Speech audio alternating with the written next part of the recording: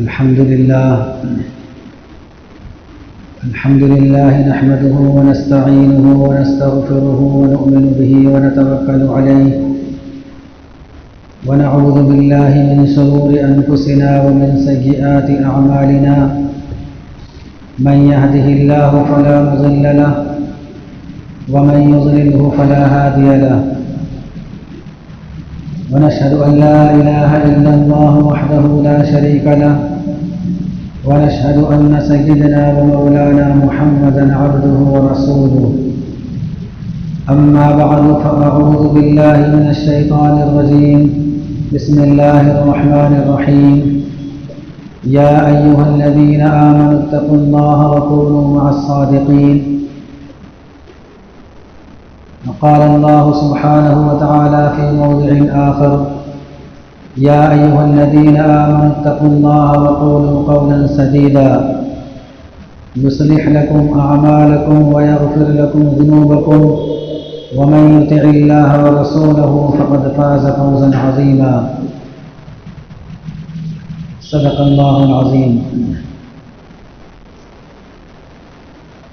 میرے محترم بزرگوں،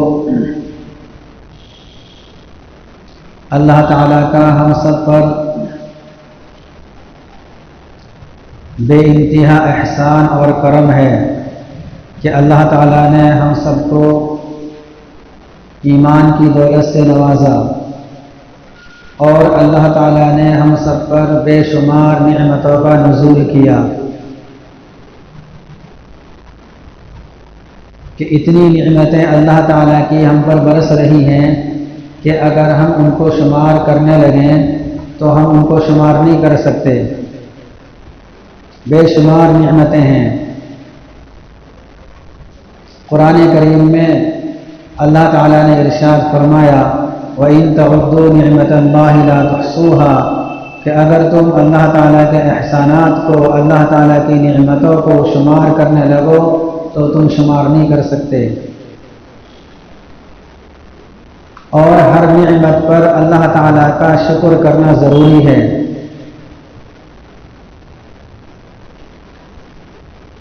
سانس، یہ ایک سانس کے اندر اللہ تعالیٰ کی دو نعمتیں ہیں. کیسے؟ کہ اگر سانس اندر چلا جائے، باہر نہ آئے تو بھی موت ہو جائے گی، باہر آ جائے اندر نہ جائے تو بھی موت ہے. اللہ تعالیٰ سانس اندر لے جا رہا ہے، باہر لا رہا ہے، گویا کہ اللہ تعالیٰ کی دو نعمتیں ہو گئی. ایک ہمارے بزرگ گزرے ہیں ڈاکٹر عبدالحی رحمۃ اللہ علیہ، بہت بڑے اللہ والے تھے.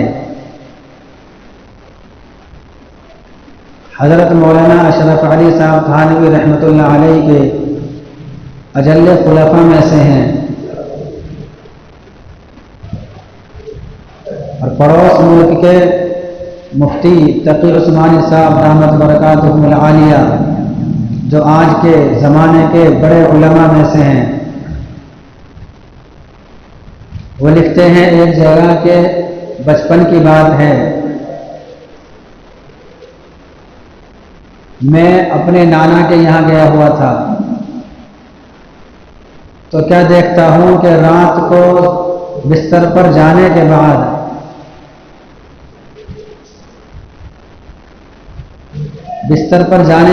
بیٹھے ہوئے ہیں اور گردن جھکائی ہوئی ہے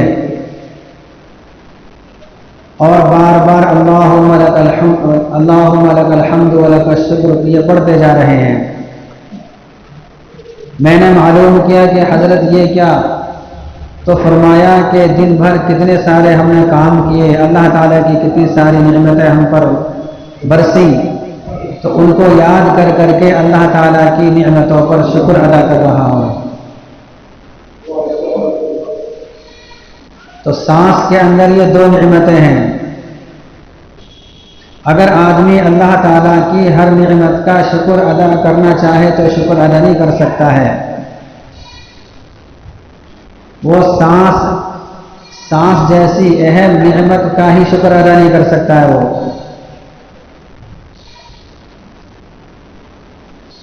تو اس لیے اللہ تعالیٰ کی بے شمار نعمتیں ہم پر نازل ہو رہی ہیں. اور قرآن کریم کا ارشاد ہے، اللہ تعالیٰ نے ارشاد فرمایا لئن شکرتم لازیدنکم، کہ اگر تم شکر گزاری کرو گے تو میں تمہاری نعمتوں میں اضافہ کر دوں گا. شکر گزاری کہتے کسے ہیں؟ شکر گزاری کہتے ہیں کہ اللہ تعالیٰ کی دی ہوئی نعمت کو اللہ تعالیٰ کے حکم کے مطابق استعمال کرنا. اللہ تعالیٰ نے ہم سب کو آنکھ دی ہیں، تو اب آنکھوں کا استعمال شریعت کے مطابق ہو. اللہ تعالیٰ نے ہم سب کو کان کی نعمت سے نوازا ہے، تو کانوں سے جو بات سنی جائے وہ ایسی بات ہو جس سے اللہ تعالیٰ راضی ہو، اللہ تعالیٰ نے اس بات کو سننے کا حکم دیا ہو. گویا کہ اللہ تعالیٰ کی جتنی نعمتیں ہم پر برس رہی ہیں اور جتنی نعمتوں سے ہم فائدہ اٹھا رہے ہیں، ان کی شکر گزاری یہی ہے کہ ہم اللہ تعالیٰ کے حکم کے مطابق اور نبی کے طریقے کے مطابق اس کو استعمال میں لے آئیں.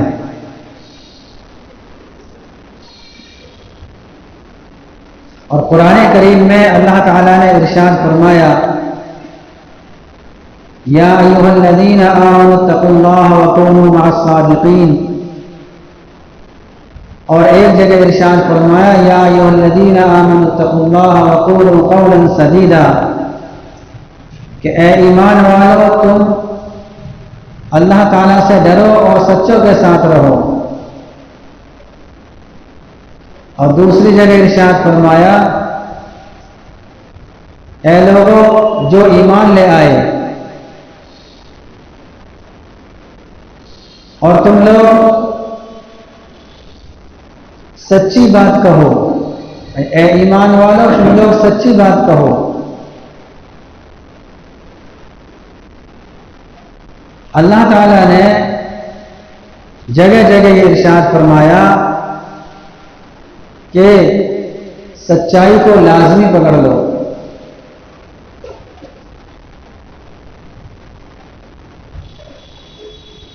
اس لیے کہ سچ بولنے میں نجات ہے. اگر آدمی سچ نہیں بولے گا تو جھوٹ بولے گا، چونکہ سچ کی ضد اور سچ کا الٹا یہ جھوٹ ہوا کرتا ہے. حدیث پاک کا مفہوم ہے، اللہ کے نبی صلی اللہ علیہ وسلم کا ارشاد ہے کہ جب کوئی بندہ جھوٹ بولتا ہے تو فرشتے اس جھوٹ کی بدبو سے میلوں دور بھاگ جاتے ہیں. گویا جھوٹ کی ایک نحوست ہے.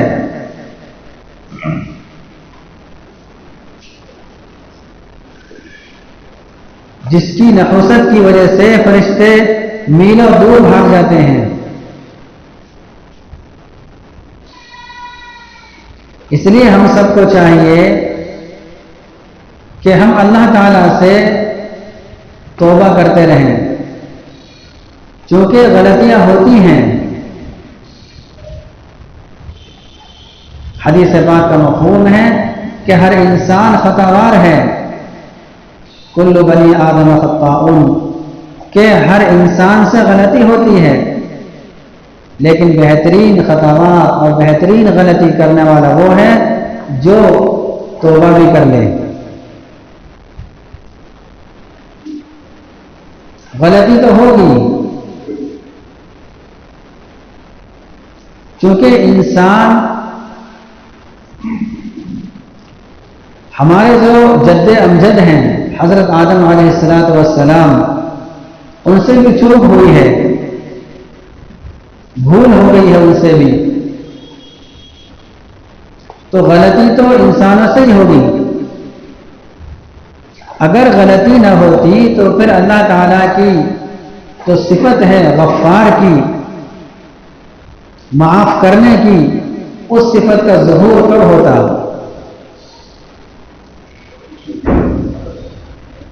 اس لیے غلطی ہوگی، لیکن حدیث پاک میں اللہ کے نبی صلی اللہ علیہ وسلم نے ارشاد فرما دیا کہ بہترین خطاوار وہ ہے جو توبہ بھی کر لے. اور توبہ کیسی کرنی ہے؟ توبہ کرنی ہے پکی سچی. قرآن کریم میں اللہ تعالیٰ نے ارشاد فرمایا یا ایھا الذین آمنوا توبوا الی اللہ توبۃ نصوحا، اے ایمان والو تم اللہ تعالیٰ کی بارگاہ میں اپنے گناہوں کی معافی چاہو اور توبہ کرو سچے دل سے، پکی سچی توبہ کرو. اس پر انعام کیا ہوگا؟ صرف یہی نہیں کہ اللہ تعالیٰ معاف فرما دے گا، بلکہ معافی سے آگے بھی اللہ تعالیٰ کا انعام و اکرام ہوگا. عسیٰ ربکم ان یکفر عنکم سیئاتکم، کہ اللہ تعالیٰ کی ذات عالی سے امید قوی ہے کہ اللہ تعالیٰ تمہارے اندر سے برائیوں کو مٹا دے گا. جب انسان سچے دل سے توبہ کرے گا تو اللہ تعالیٰ اس توبہ کی برکت سے جو غلطیاں ہوئی ہیں اور جو گناہ ہوئے ہیں اور اللہ تعالیٰ کی نافرمانی اس بندے سے ہوئی ہے، اللہ تعالیٰ اس توبہ کی برکت سے تمام گناہوں کو، تمام برائیوں کو مٹا دے گا. وَيُدْخِلَكُمْ جَنَّاتٍ تَجْرِي مِن تَحْتِهَا الْأَنْهَارُ، اور اللہ تعالیٰ ایسی جنتوں میں داخل کرے گا جس کے نیچے سے نہریں جاری ہوں گی.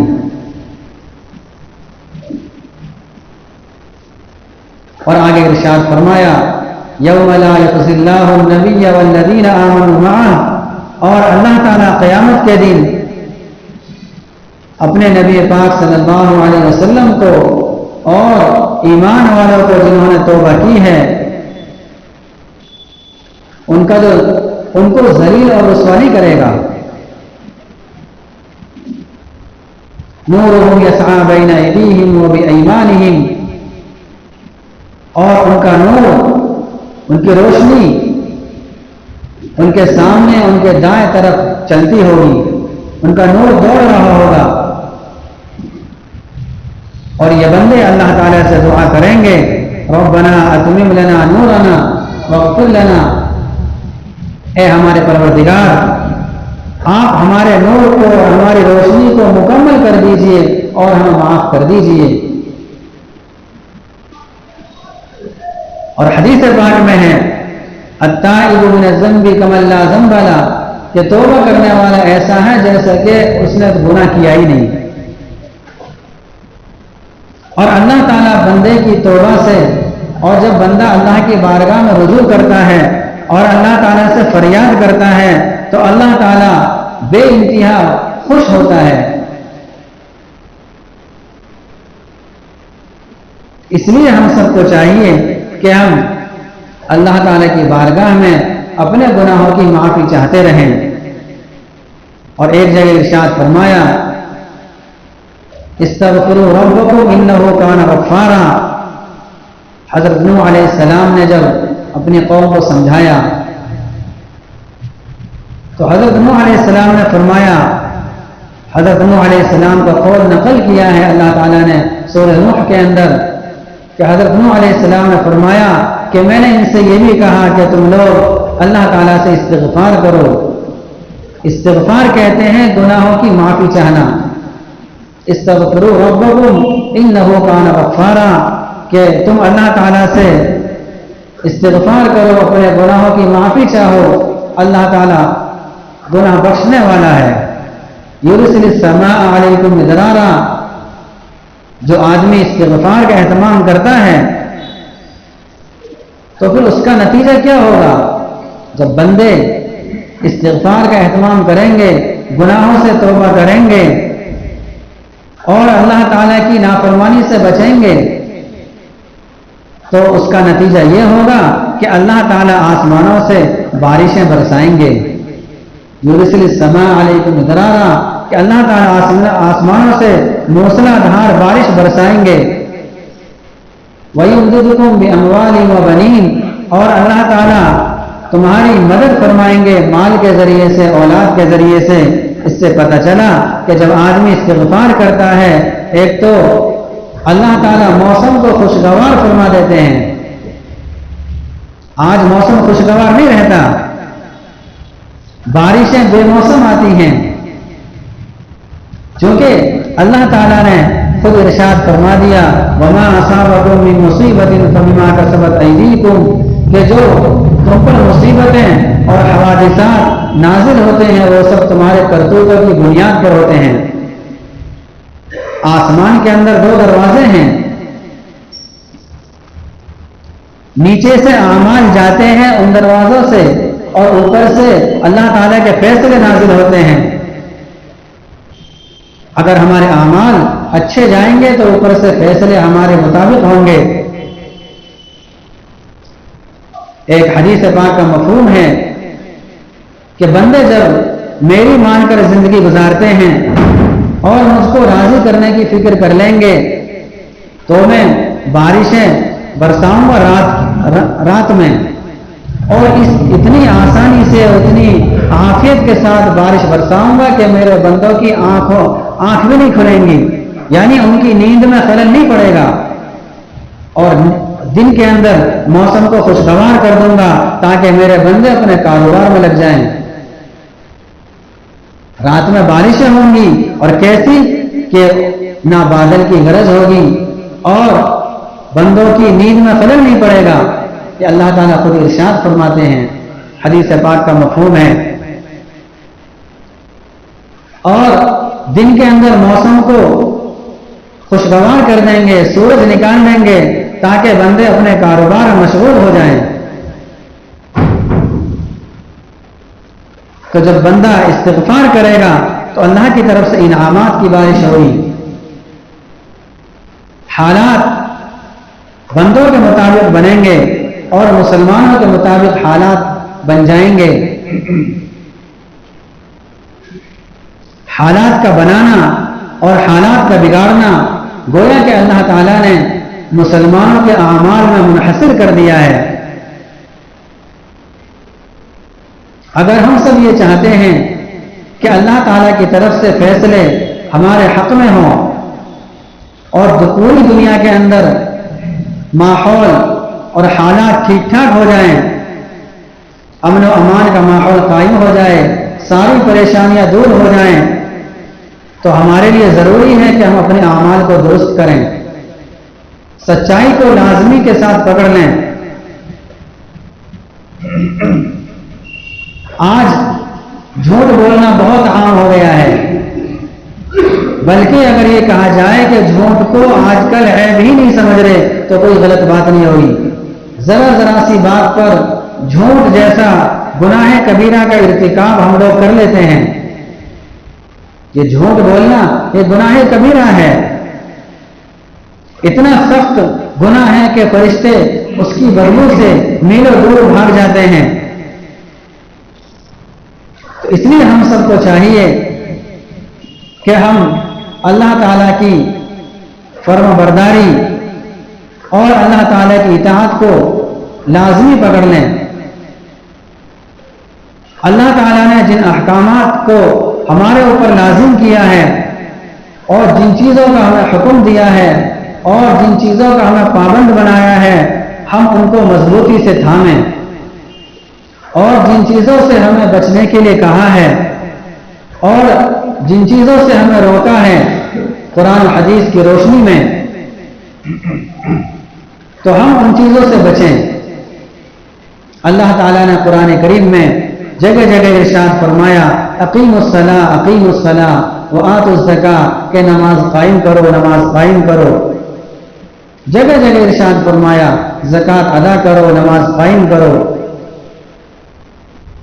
اور ہم سب کو معلوم بھی ہے کہ ہم سب پر نماز پڑھنا فرض ہے، ضروری ہے، لیکن کوتاہی ہو رہی ہے. اگر کسی انسان سے غلطی ہو اور غلطی کا احساس ہو تو امید یہ کی جا سکتی ہے کہ یہ اس کی تلافی ضرور کر لے گا. لیکن اگر غلطی کا احساس ہی نہ ہو تو پھر خطرے کی بات ہے.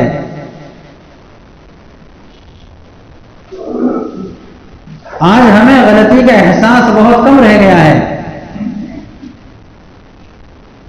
ہاں اگر دنیاوی نقصان ہو جائے تو اس کا احساس ہوتا ہے. یہ نہیں کہا جا رہا کہ دنیا کے نقصان سے احساس نہیں ہونا چاہیے لیکن دین کا نقصان ہو تو اس سے اور زیادہ احساس ہونا چاہیے.